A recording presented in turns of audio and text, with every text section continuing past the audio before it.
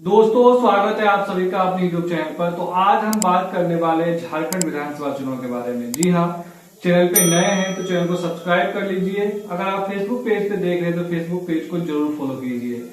तो आज हम बात करने वाले हैं जमशेदपुर पूर्व विधानसभा क्षेत्र के बारे में। जी हाँ, यहाँ पर दो पार्टी के कैंडिडेट आमने सामने हैं। बात पहले कैंडिडेट की कर लेते हैं।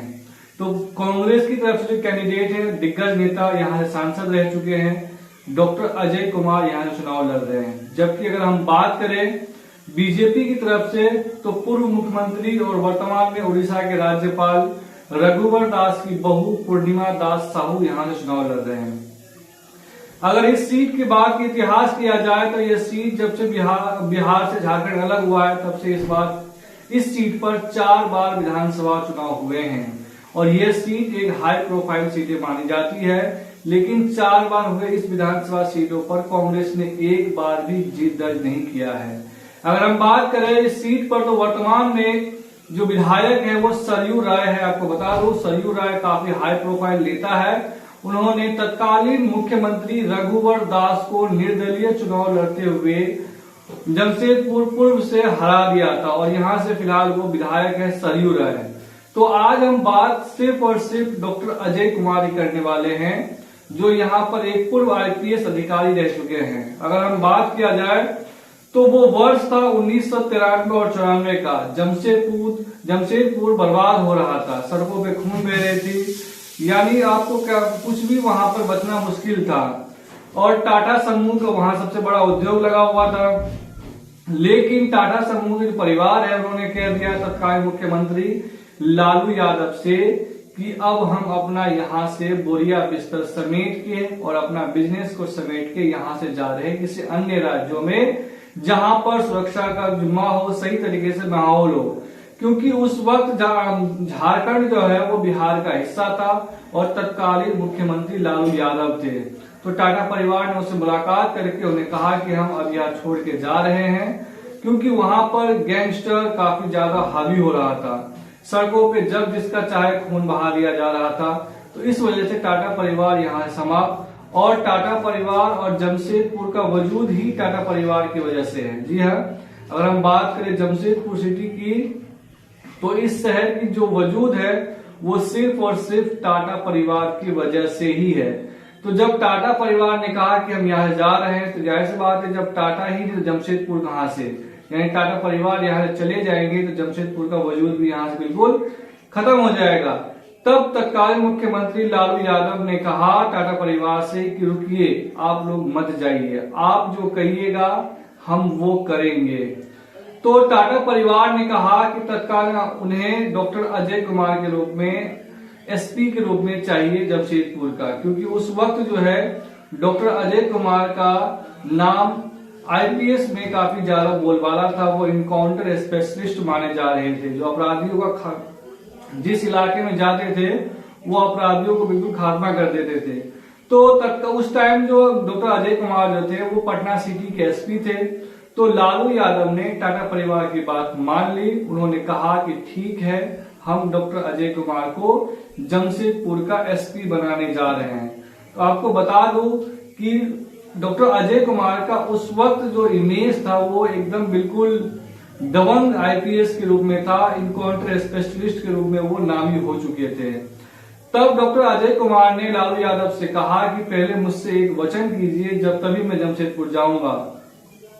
उन्होंने लालू यादव से वचन करवाया कि आप किसी का सिफारिश नहीं करेंगे, आप बिल्कुल राजनीतिक रूप से हमें कोई आड़े नहीं आएंगे, तभी हम वहां पर जाएंगे। हमारी मर्जी है, हम जहां घुसना चाहेंगे वहां घुस सकते हैं, जिसको मारना चाहे उसको हम खत्म कर सकते हैं, तभी हम जाएंगे। तो लालू यादव ने कहा कि ठीक है, आप जाइए, आपको राजनीतिक रूप से कोई सिफारिश नहीं जाएगा और न ही आपके कामों में कोई अरंगा डाला जाएगा।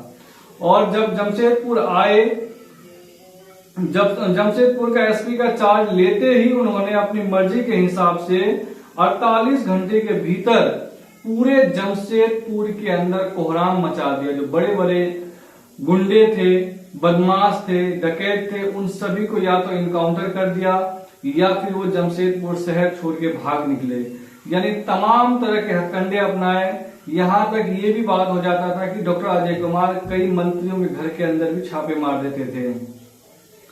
यानी कोई लाश, अब जो कार्रवाई जमशेदपुर के अंदर जो डॉक्टर अजय कुमार ने करना शुरू किया तो लाश आदमियों का नहीं अपराधियों का गिरना शुरू हुआ। पहले क्या होता था जमशेदपुर शहर के अंदर कि लाश लोगों का गिरता था, अपराधियों का काफी बोलबाला था, वहां पर लोगों गुंडा जब जिसको चाहे मार देते थे। लेकिन जब से अजय कुमार ने वहां से चार्ज लिया था तब से कार्रवाई जब शुरू हुई तो गुंडे या तो छोड़ के भाग गए या फिर लाश उनके किसी गोली या किसी कोने या किसी चौराहे पे मिलते थे। तो इसके वजह से जमशेदपुर में पूरे 1 से 6 महीने तक लगातार बंदूकें गरजती रही और जो अपराधी थे उनका सफाया करना शुरू कर दिया था। बाद में ये हुआ कि जो बड़े बड़े नामी ग्रामी अपराधी थे वो या तो शहर छोड़ के भाग गए या शहर तो छोड़िए वो राज्य छोड़ के ही भाग गए। उन्हें थर थर कांपने लगे डॉक्टर अजय कुमार के नाम से। और कानून व्यवस्था एकदम बिल्कुल उसके बाद जैसे जमशेदपुर का मानो एक वजूद था, उस वजूद में पुनः लौट करके आ गया जमशेदपुर। और इस जमशेदपुर में कानून व्यवस्था और शांति बहाल करने का जो पूरा श्रेय था उस वक्त के तत्कालीन एसपी डॉक्टर अजय कुमार को जाता था।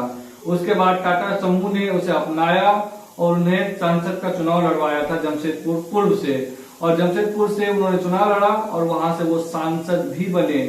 अब काफी लंबे समय बाद वो कांग्रेस में सक्रिय नेता तो रहे हैं और कई राज्यों का वो प्रभार भी संभाल रहे थे, चुनाव जनरल सेक्रेटरी इंचार्ज का। फिलहाल भी वो प्रभारी है, उड़ीसा के प्रभारी है, वहां के जनरल सेक्रेटरी इंचार्ज है और कई पूर्वोत्तर राज्यों के भी बनाए जा चुके हैं कांग्रेस पार्टी के द्वारा। लेकिन कांग्रेस पार्टी ने उसे इस बार जमशेदपुर पूर्व से ईस्ट से वहां पर कैंडिडेट बनाया है और यहाँ पर मुकाबला काफी दिलचस्प हो चुका है, क्योंकि यहाँ पर बीजेपी के बड़े नेता और राज्यपाल रघुवर दास की बहू पूर्णिमा दास साहू यहाँ चुनाव लड़ रहे हैं। जबकि बताया ये जा रहा है कि यहाँ सरयू राय ताल ठोक रहे हैं। तो मुकाबला काफी दिलचस्प हो चुका है और मुकाबला काफी कांटे का है, कोई भी जीत दर्ज कर सकता है। लेकिन इस सीट के चुनावी इतिहास की अगर हम बात करें तो यहाँ पर कांग्रेस पार्टी अब तक हुए 4 चुनाव में एक बार भी जीत दर्ज नहीं कर पाई है। यानी आप ये कह सकते हैं कि यह सीट जो है वो बीजेपी का एक तरीके से गढ़ है, यहाँ पर चुनाव जीतते आ रहे हैं। पिछला चुनाव जब इससे पिछला चुनाव हुआ था तो वहां पर रघुवर दास यहाँ से विधायक थे और उस वक्त वो मुख्यमंत्री भी बने थे। लेकिन दूसरे चुनाव में जब वो लड़े तो सरयू राय उनसे बागी होकर के, वो बीजेपी के ही नेता थे लेकिन बागी होकर के उनसे चुनाव लड़े, निर्दलीय रूप में उन्हें हरा दिया। आप कह सकते हैं कि जब निर्दलीय रूप में उन्हें हराया गया सरयू राय के द्वारा तो रघुवर दास के चुनावी राजनीति पर भी एक विराम सा लग गया और बीजेपी हाईकमान ने उसे राज्य की राजनीति से निकाल करके उन्हें उड़ीसा का राज्यपाल बना दिया। लेकिन आपको क्या लगता है, इस तेज तरारा और दिग्गज नेता कांग्रेस पार्टी के और एक समय में एसपी रहे इसी शहर के, लोग उसे बहुत बखूबी जानते हैं, क्या वो यहाँ से चुनाव जीत पाएंगे या नहीं जीत पाएंगे? आप हमें कमेंट करके जरूर अपना राय दे सकते हैं। और आपके क्षेत्र में किसका माहौल है, कौन पार्टी के कैंडिडेट जीत रहा है, आपके राज्य में किस पार्टी का माहौल है, कौन सरकार में आ रही है, आप जरूर हमें कमेंट के जरिए राय दे सकते हैं। चैनल पे नए हैं, चैनल को सब्सक्राइब कर लीजिए। अगर आप फेसबुक पेज पे देख रहे हैं तो फेसबुक पेज को जरूर फॉलो कीजिए।